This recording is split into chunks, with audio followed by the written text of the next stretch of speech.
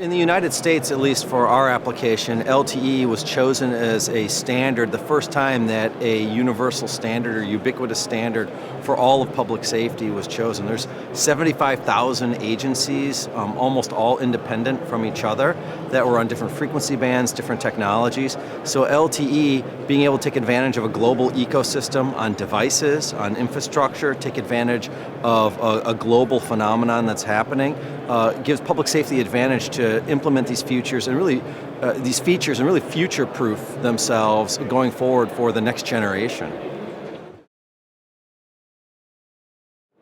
You know, a lot of the talks around here around monetizing LTE, that's not necessarily the case for public safety and the public sector and critical communications.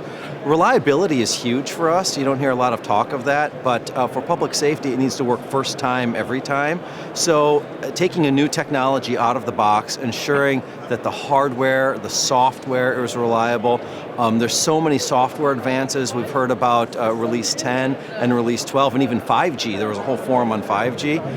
That worries us a little bit for the private sector, for commercial companies. They get excited over that technology.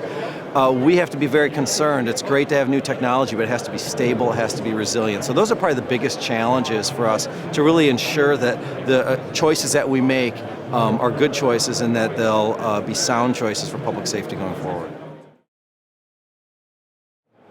Sure. So in 2009, we actually developed what are called mission-critical voice requirements by public safety. Included in that is full duplex voice or telephony-based voice, which is essentially what VoLTE is.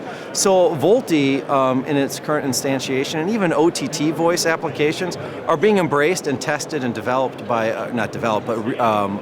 tested by us and evaluated by us as a alternative to current voice communications. We have to be able to supplement the existing systems and even replace existing cellular systems that public safety is using.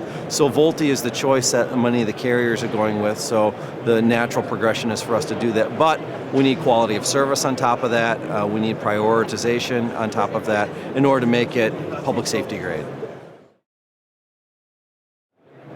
You know, that's the intention with the Public Safety Forum here this week that's been here. We've seen the European Union and the Critical Communications Association embrace that. They've supported our work. Canada is now supporting our work. Brazil is deploying a public safety LTE system. Australia is doing that. In addition, some of the Asia-Pacific countries, India and others, are investigating spectrum specifically for public safety.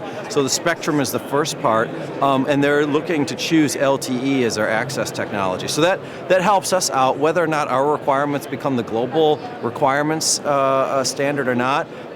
There'll be varieties of that depending on the region, but we're leading the way right now, so a lot of people are following suit and utilizing our work.